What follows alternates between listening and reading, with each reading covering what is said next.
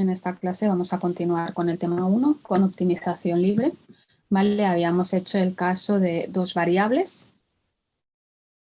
Por ejemplo, recordando el último ejercicio, pues teníamos una función de dos variables. ¿Vale? Entonces la condición necesaria era hacer las derivadas respecto de cada variable, derivadas parciales respecto de cada variable igualar a 0 y encontrar los puntos que cumplieran estas ecuaciones, el sistema de ecuaciones. ¿Vale? Estos eran los posibles candidatos a máximos o mínimos. Vale, entonces, a partir de la matriz hessiana, del análisis de la matriz hessiana, pues decíamos si nos encontrábamos un máximo, un mínimo, o era un caso dudoso, o era un punto de silla. ¿Vale? Entonces vamos a hacer exactamente lo mismo para n variables. ¿Vale? Para n variables, pues bueno, va a ser más complicado de cálculos o de determinantes de la hessiana, pero el concepto es exactamente el mismo. ¿Vale? Nos dice en este punto vamos a extrapolar a n variables para hacer el análisis de los extremos libres. Aquí existen dos posibilidades, según que la función esté dada de forma explícita o de forma implícita. Bueno, nosotros vamos a trabajar con funciones explícitas, ¿vale? Será exactamente lo mismo que habíamos hecho hasta ahora, solo que tendremos pues x, y o aquí pondrán la z, pero si no puede ser x, y z, que se llamará de otra forma esta variable, y si no, pues x1, x2, x3, x4, o q1, q2, q3, q4, ¿vale? Entonces tendremos más de dos variables. Vale, aquí nos dice bueno, cuyas derivadas segundas son continuas y no simultáneamente nulas. Vale, la condición necesaria ya no sabemos. Aquí nos lo pone todo como muy matemático, pero ¿cuál era la condición necesaria para la existencia de óptimos locales? Pues que las derivadas parciales respecto de cada variable fueran 0. ¿Vale? La condición necesaria es que las derivadas parciales primeras respecto a cada variable fueran 0. Por lo tanto, haremos la derivada respecto a la primera variable, igualaremos a 0. La derivada respecto a la segunda, igualaremos a 0. Y así, con tantas derivadas, igualaremos a 0. Exactamente lo mismo que hacíamos en el caso de dos variables. Buscaremos los posibles puntos críticos. Vale, y la condición suficiente para la existencia de óptimos locales, pues lo que haremos es analizar la hessiana. A ver, la matriz hessiana, sabemos la de 2 por 2, ¿vale? Esto era la derivada segunda de la derivada segunda de y o de la segunda o de la siguiente variable. En la diagonal tenemos las segundas derivadas de cada una de las variables y luego lo que podríamos llamar las cruzadas, x1 con x2, x2 con x1, que será la misma, ¿vale? Así que bueno, en función de las variables que tengamos, pues vamos haciendo más derivadas y montamos la matriz hessiana, ¿vale? Exactamente igual. Vale, pues saber montar esta matriz hessiana y analizarla. A ver, pues esto es lo que nos tenemos que saber. Cuando diremos que tenemos un mínimo local estricto, ¿vale? Pues diremos que tenemos un mínimo local estricto cuando la matriz hessiana es definida positiva, ¿vale? Si la matriz hessiana está definida positiva o es definida positiva, ¿vale? Tenemos mínimo local estricto. ¿Qué quiere decir que sea definida positiva? Pues quiere decir que H1, si recordamos H1, sería esto, H2, el siguiente menor, H3, pues cogeríamos 3 por 3, siempre partiendo de este punto. ¿Vale? Pues si todos son positivos, tendremos una hessiana definida positiva. Y si está definida positiva, pues lo que decimos es que entonces F presenta un mínimo local estricto en este punto, en el punto C. Vale, ¿qué pasará con máximo local estricto? Bueno, pues que la matriz hessiana tendrá que ser definida negativa. ¿Qué es definida negativa? Pues que H1 es negativo, H2 es positivo, H3 es negativo, van cambiando de orden empezando por negativo, o sea, perdón, van cambiando de signo empezando por negativo. Vale, entonces si pasa esto, pues tendremos un máximo local estricto en este punto. Vale, pues esto podemos decir estricto si están definidas, pero puede ser que estas matrices hessianas sean indefinidas. ¿Vale? Entonces, Cuando tendremos un punto de silla, pues si la matriz hessiana resulta ser indefinida. No se cumple ninguna de las condiciones anteriores, pero todas estas h son distintas de 0. ¿Vale? Si todos son positivos, definida positiva. Si empezamos por el negativo, luego pasamos al positivo, luego al negativo, definida negativa. Y si no se cumple ni esto, pues diremos que la matriz resulta ser indefinida y presenta un punto de silla. ¿Vale? No podemos tener ningún determinante igual a 0. Si tenemos un determinante igual a 0, si hay alguno que sea 0, ¿vale? Entonces estaríamos ante un caso dudoso. ¿Vale? Dice, en cualquier otro caso, diferente a los 3 anteriores, estamos en presencia de un caso dudoso o indeterminado. Si algunos menores son 0, pero el orden de los restantes no se altera. ¿Vale? Pues bueno, en resumen, esto es lo que tendríamos que saber. Aquí nos pone para n variables. A ver, si nos pone un examen normal, pues tendremos 2 variables, que es lo que analizamos en los otros ejercicios, o tendríamos, vamos a resumir un poco aquí, 3 variables. ¿Vale? Vamos a concretar, en lugar de poner n variables, vamos a hacer un caso concreto de 3 variables que, bueno, podríamos pensar que es lo peor que nos podría salir en el examen. Vale, entonces, ¿cuándo con 3 variables podríamos decir que la matriz hessiana es definida positiva? ¿Vale? Es lo que nos dice aquí. Cuando todos los determinantes son positivos. ¿Vale? Entonces, básicamente, ¿qué haremos? Pues solo analizaremos 3. El mayor, H3, H2, que será el determinante 2 por 2, y H1, que será pues, el primer valor que tenemos. Si estos 3 son positivos, tenemos una hessiana definida positiva y entonces diremos que tenemos un mínimo local estricto, ¿vale? Que es lo que tenemos en el primer caso.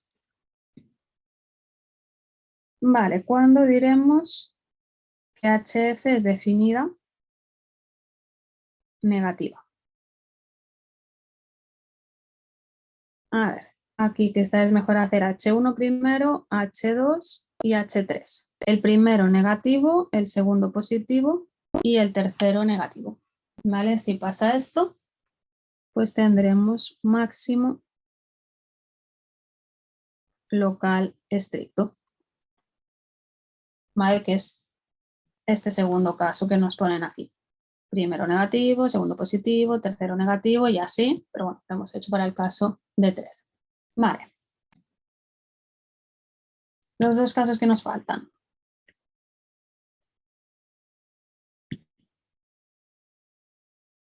Pues si no es ninguno de los casos anteriores, ¿vale? No casos anteriores.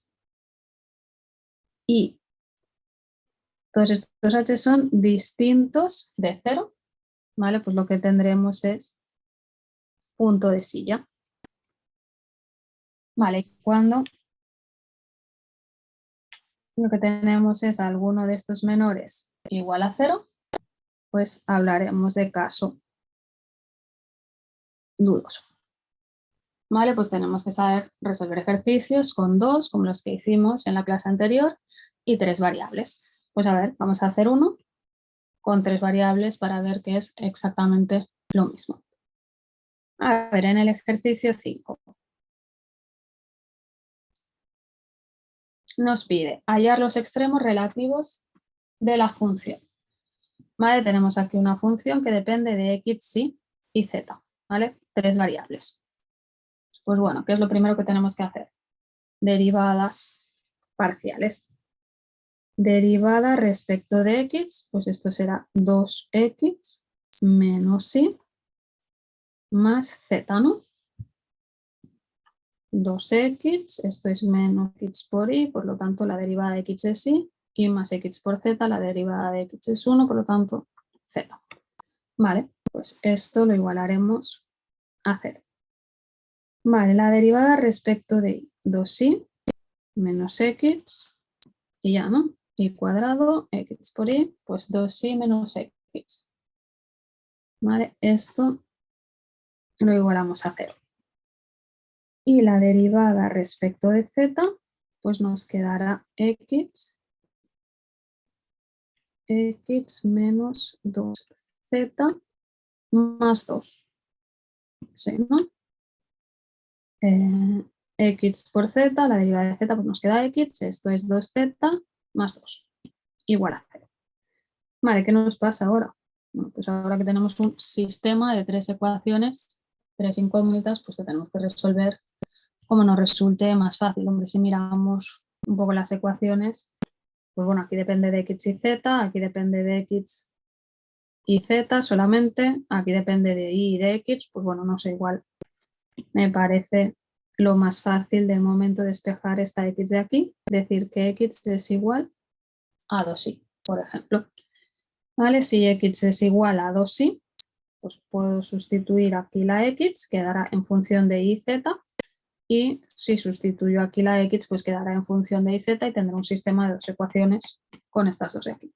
Bueno, cada uno lo resuelve como vea, pero lo voy a hacer así. Vale. A ver, a partir de este de aquí lo que voy a hacer es coger esta ecuación y donde tenemos x, voy a sustituirlo por 2y. Vale, así que de esta primera, pues sustituyo, me quedará 2 por 2y menos y más z igual a 0. A ver, si lo arreglo un poco me quedará 4y menos y. Por lo tanto, 3y más z igual a 0. A ver, la primera ecuación, 3y más z igual a 0. Vale, esta la voy a llamar 3. Pues si cojo 3 y hago lo mismo, x es 2y, pues 2y menos 2z más 2 igual a 0. Pues aquí me quedará, pues no puedo contar nada, 2y menos 2z igual a menos 2. Bueno, lo que sí que puedo hacer es dos ecuaciones dos incógnitas, pues resolver.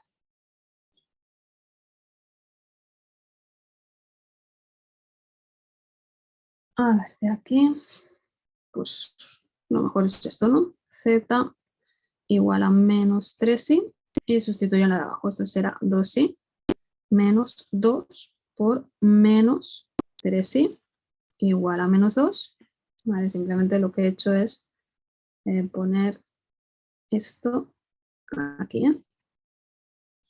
Vale, y esto me quedará 2y menos con menos más 6y igual a menos 2. Pues esto es 8y igual a menos 2. Por lo tanto, y es menos 2 dividido entre 8, que podemos simplificar, si dividimos todo entre 2, menos 1 partido por 4. Menos 1 dividido entre 4. Vale, pues ya tenemos y. Lo pongo aquí y es igual a menos 1 dividido entre 4. Bueno, pues x lo tenemos aquí, es 2y. Así que 2 por menos 1 dividido entre 4, pues menos 2 partido por 4, menos 1 medio. ¿Vale? Pues x será menos 1 medio. Y luego nos falta z. Pues z es menos 3y, pues menos 3 por menos 1 cuarto. ¿Vale? Por lo tanto, 3 cuartos. Vale, pues estos son los valores de x y z que cumplen que las primeras derivadas son 0. ¿Vale? Por lo tanto, estos son, o este es, porque al final es un punto, el posible candidato a máximo o mínimo. Vale, entonces, ¿qué hay que hacer? Bueno, primero vamos a escribir el punto así, ordenado, x menos 1 medio y menos 1 cuarto y z 3/4. Vale, pues ahora lo que necesitamos es la hessiana, ¿vale? Para analizar si es un máximo o un mínimo, un caso dudoso o un punto de silla, necesitamos la matriz hessiana. A ver, si hacemos la hessiana, para hacer la matriz hessiana necesitamos las segundas derivadas. ¿Vale? Entonces, a ver, voy a ponerlo aquí. Aquí tendríamos la segunda derivada de x, aquí tendríamos la segunda derivada de y aquí tendríamos la segunda derivada de z. A ver, aquí tenemos primera derivada, pues segunda derivada de x, esto sería 2. La segunda derivada de y sería 2. Y la segunda derivada respecto de z pues sería menos 2. Vale, aquí tendríamos x con y, que sería la misma que tendríamos aquí de y con x. Vale, si derivamos, aquí tenemos la derivada de x, si derivamos respecto de y, esto es menos 1. Vale, si esto no lo recordamos, pues simplemente la derivada de y y ahora de x, pues tienes la de y, si deriva respecto de x, pues menos 1. Vale, ¿qué tendríamos más? A ver, vamos a poner esto un poquito más allí y esto un poco más aquí. Vale, entonces, ¿aquí qué tendríamos? La segunda derivada tenemos x, pero ahora como tenemos z, pues es x con y x con z. Pues nos vamos a primera y esto derivado respecto de z, pues 1. Esta sería la segunda derivada, tenemos z, pues derivada respecto de x, pero quedará lo mismo. Si esto lo derivamos respecto de x, pues este 1 que teníamos aquí. Vale, y nos faltará la segunda derivada de z con y o la segunda derivada aquí de y con z. A ver, pues si vamos aquí y con z 0 y 0. Vale, pues así tendríamos la matriz hessiana. A ver, esto lo hago más pequeño. Esto simplemente lo he puesto así ordenado porque ahora ya nos resultará fácil escribir la hessiana, que será 2 menos 1, 1, menos 1, 2, 0, 1, 0, menos 2. ¿Vale? Esta hessiana pues no depende de los valores de x y de y, por lo tanto no hace falta sustituir en el punto. Y lo que vamos a hacer es pues ya analizar. Si hacemos primero H1, H1 es 2, este de aquí. ¿Vale? Por lo tanto, positivo. A ver, H2. H2 es el determinante de esta matriz 2 por 2. De esta. A ver, de esta matriz 2 por 2. Vale, entonces, ¿esto qué será? 2 por 2 menos 1 por menos 1. O sea, 2 por 2 menos 1 por menos 1 será 1 positivo. Bueno, pues esto nos da igual lo que dé, 4 menos 1, 3, pero lo que nos importa es que esto es positivo. Y H3, pues es el determinante de toda la matriz. A ver, este por este, negativo, 2 por 2, 4, por menos 2, menos 8, este por este, por este por este, 0, este por este, 0, este por este, 2, pero menos 2, menos 2, este por este sería menos, pero esto es menos, más, con menos, me cambiará un más, o si queréis ponemos menos, y luego sería menos 1 por menos 1 por menos 2, pues esto será menos 2. Y luego este, ya hemos hecho ahora este de aquí, que será 0. Vale, pues esto nos queda menos 8. Este 2 y este 2 se simplifican y nos queda menos 8, que lo único que nos importa es que es menor que 0. Bueno, pues es semidefinida positiva, no, definida positiva, no, pues porque esto tendría que ser positivo, positivo y positivo. ¿Es definida negativa? Pues tampoco, porque para que sea negativa tendría que ser este primero negativo, este positivo y este negativo, ¿vale? Es lo que tenemos aquí. Definida positiva, todos positivos. Definida negativa, el primero negativo, el siguiente positivo y el tercero negativo. Pues no es ninguno de estos casos. No es ninguno de los casos anteriores. ¿Hay alguno igual a 0? Porque si fuera igual a 0 sería un caso dudoso. No, todos son diferentes de 0, pues punto de silla. Pues ya está. Nos tenemos que saber el análisis de la hessiana, ¿vale? Por lo tanto, esto, punto de silla.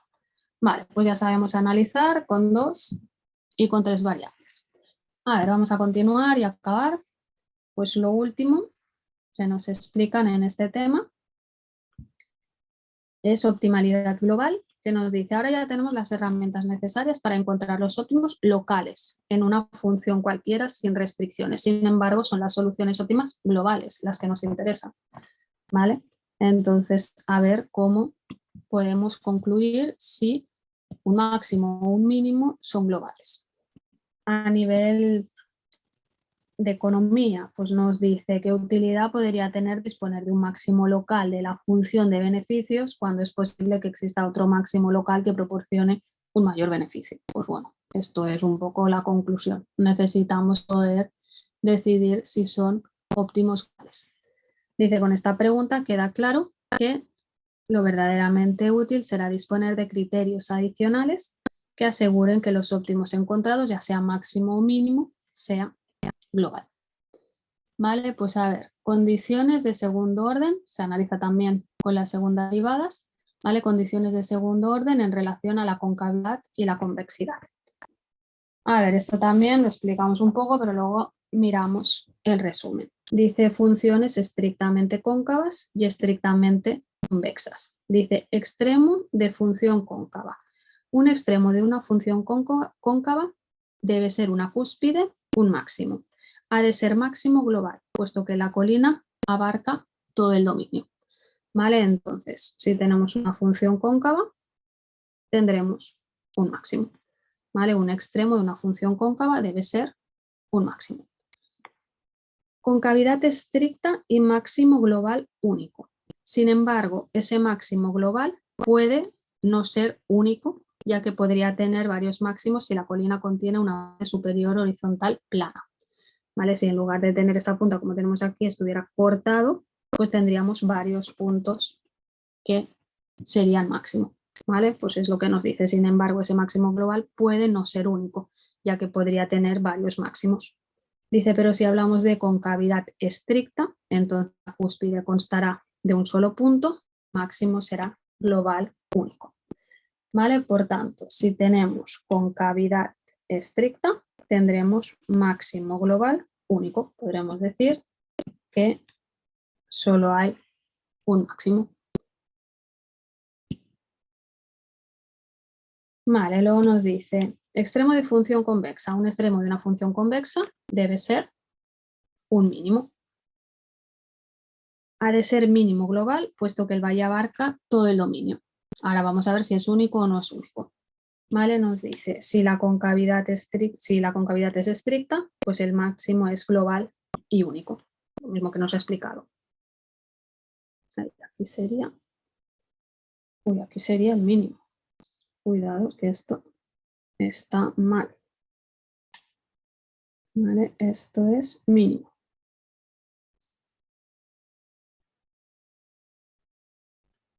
¿Vale? ¿Qué es lo que tenemos aquí? Dice, sin embargo, ese mínimo global puede no ser el único, que podría tener varios mínimos si la valla contiene una parte inferior horizontal plana, ¿vale? Si cortáramos. Dice, pero si hablamos de concavidad estricta, entonces la cúspide constará de un solo punto.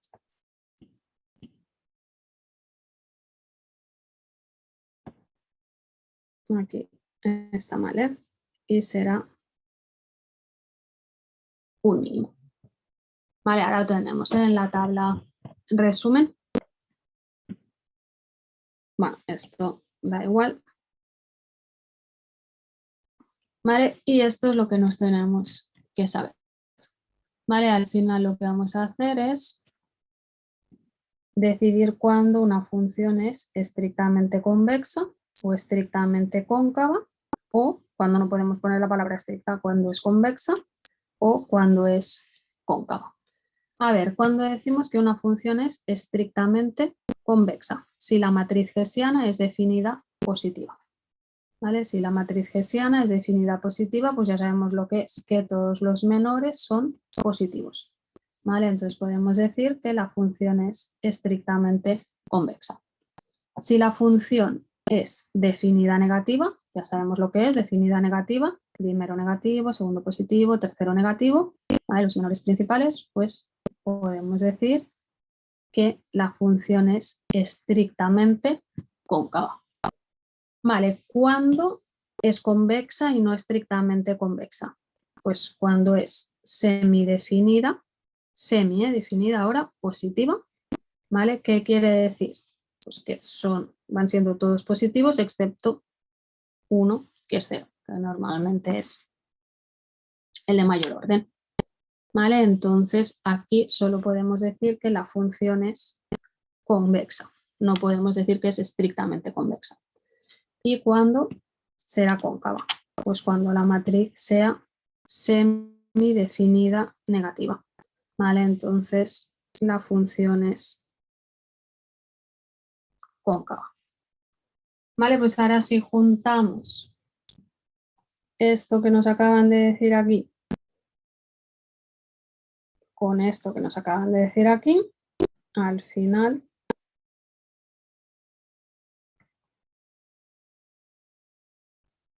lo que tendremos que sabernos es esto de aquí.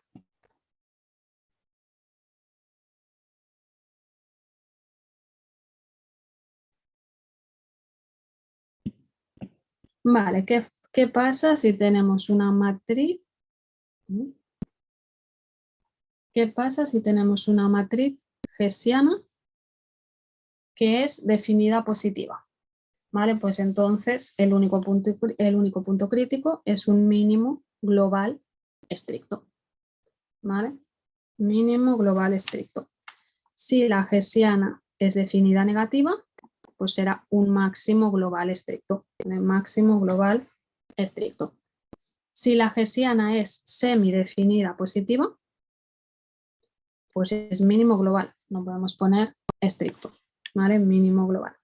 Y si la hessiana es semidefinida negativa, pues es máximo global, ¿vale? No podemos poner estricto, ¿vale? Así que cuando es definida, podemos poner global estricto, y cuando es semidefinida, podemos decir global, ¿vale? Pues bueno, análisis otra vez de la hessiana y aprendernos esto de aquí.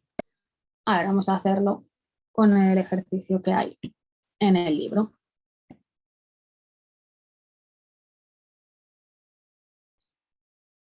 ¿Vale? El ejercicio, bueno, aquí he puesto el ejercicio 6, ¿vale? Pero es el ejercicio que hay explicado en el libro.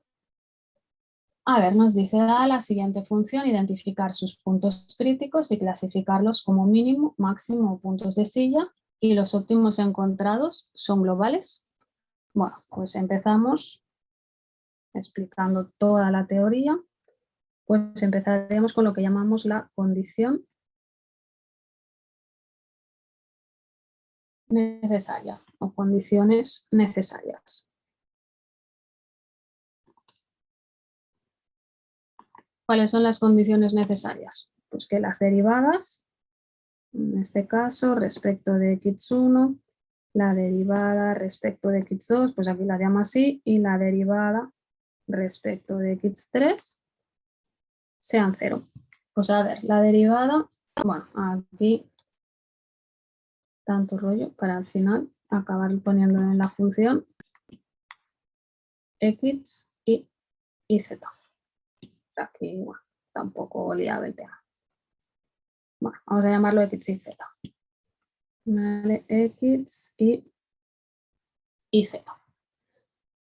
A ver, la derivada respecto de x.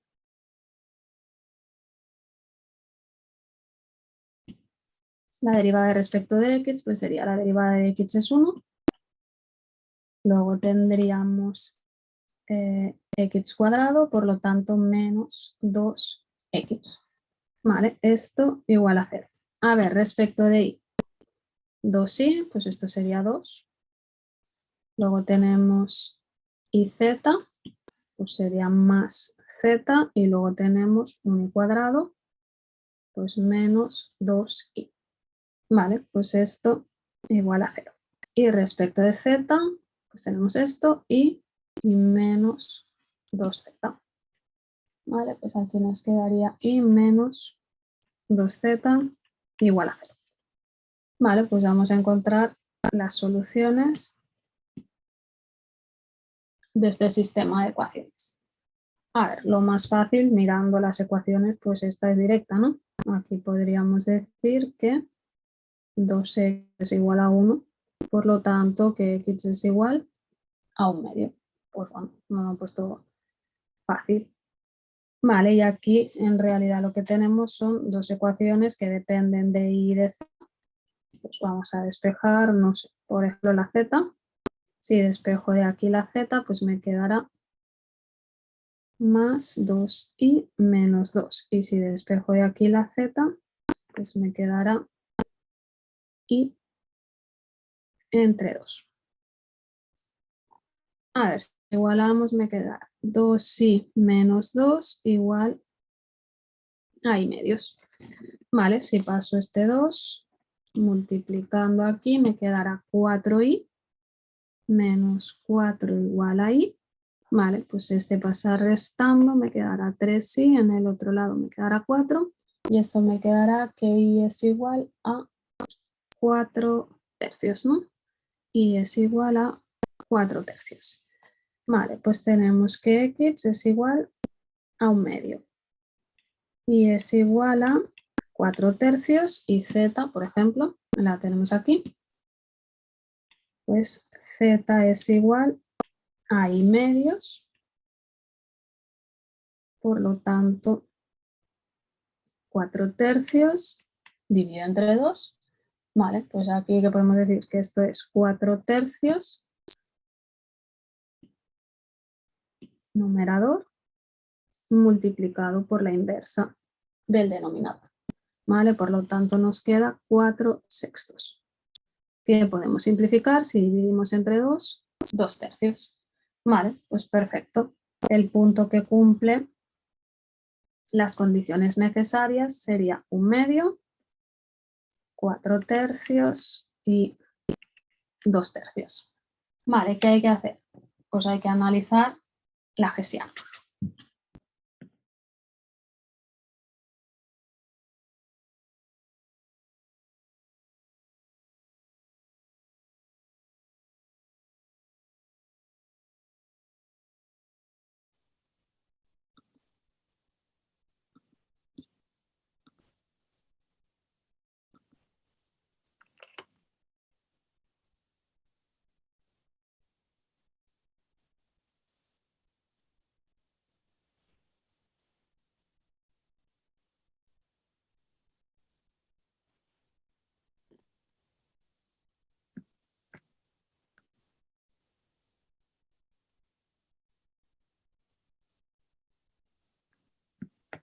A ver, pues una vez tenemos a nuestro posible candidato, pues vamos a ver si es un máximo, si es un mínimo, si podemos decir que es global, estricto, no estricto, ¿vale? Aquí nos dice clasificar los puntos críticos, solo hay uno, como mínimo, máximo o punto de silla. Los óptimos encontrados son globales.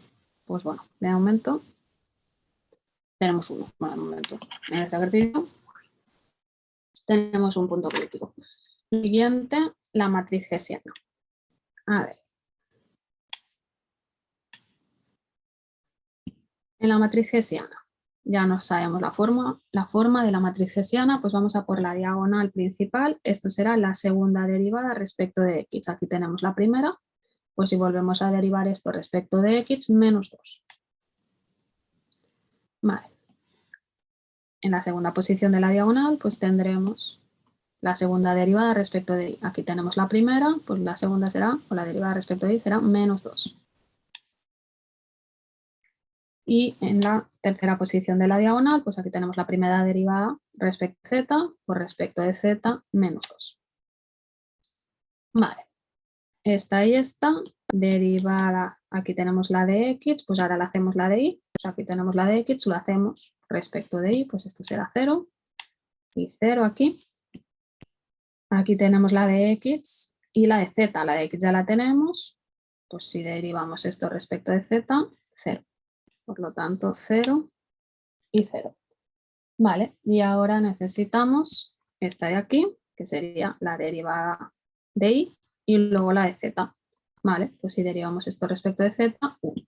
Por lo tanto, 1 y 1. Vale, pues es una matriz hessiana que no depende de los valores de la x, la y la z. Vale, entonces, si hablamos de H1, H1 es menos 2 y lo que nos interesa que es negativo. H2, ¿vale? H2 sería hacer este determinante, pues este determinante será menos 2 por menos 2, 4, menos 0, pues esto da 4, por lo tanto positivo. Y luego H3, pues el determinante de la matriz 3 por 3, pues a ver, será este por este por este por este. Pues 2 por 2, 4 por 2, 8, negativo, menos 8. Más este por este por este 0, este por este por este 0, menos este por este por este 0, menos este por este por este 0 y menos este por este, que será menos 2. ¿Vale? Pero aún así esto nos queda menos 6, por tanto nos queda negativo. Vale, esta matriz es definida positiva, definida negativa, semidefinida. Bueno, pues esto es negativo, esto es positivo y esto es negativo. Por lo tanto, esta matriz es definida negativa.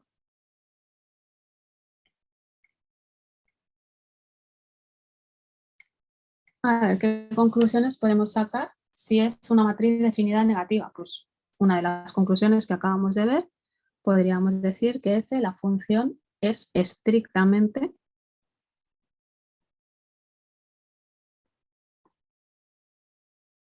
cóncava.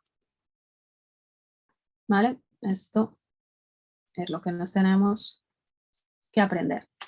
¿Vale? Si tenemos una matriz definida, que sería esta, matriz definida negativa, ¿vale? Su máximo es global estricto, porque si la matriz es definida negativa, pues la función es estrictamente cóncava. ¿Vale? Por lo tanto, si la función es estrictamente cóncava, pues lo que va a pasar es que tenemos un máximo que podemos decir global estricto. ¿Vale? Por lo tanto, este punto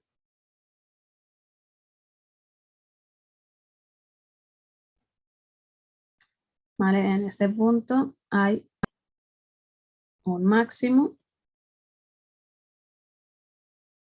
global estricto. ¿Vale? Lo de global y estricto es porque decimos que es estrictamente cóncava, porque es definida negativa. ¿Vale? Entonces, bueno, con esto ya podemos matizar si podemos encontrar máximos globales o no. Porque cuando hacíamos, antes de explicar concavidad, convexidad, por ejemplo, en el ejercicio este que hemos hecho aquí, o cualquiera de 2 o 3 variables, ¿vale? Aquí también decíamos pues que la hessiana es definida positiva o la hessiana es definida negativa, pero aquí solo decíamos, bueno, pues si la hessiana es definida negativa tendremos un máximo local estricto, ¿vale? Pero con lo que acabamos de ver de concavidad y convexidad, pues ya podemos decir si son globales o no son globales. A ver, aquí ha sido fácil porque esta hessiana no dependía de los valores, ¿vale? Por lo tanto, si no depende, si esta hessiana no depende de los valores de x e y, esto siempre, ¿vale? Va a dar pues este negativo, este positivo y este negativo. Por lo tanto, podemos decir que es definida negativa para cualquier valor de x, y z. ¿Vale? Pues bueno, son ejercicios que hay que entender, evidentemente, pero son bastante mecánicos. Hay que saber derivar, hay que saber resolver sistemas de ecuaciones y sobre todo pues hay que saberse la teoría del análisis de las matrices hessianas.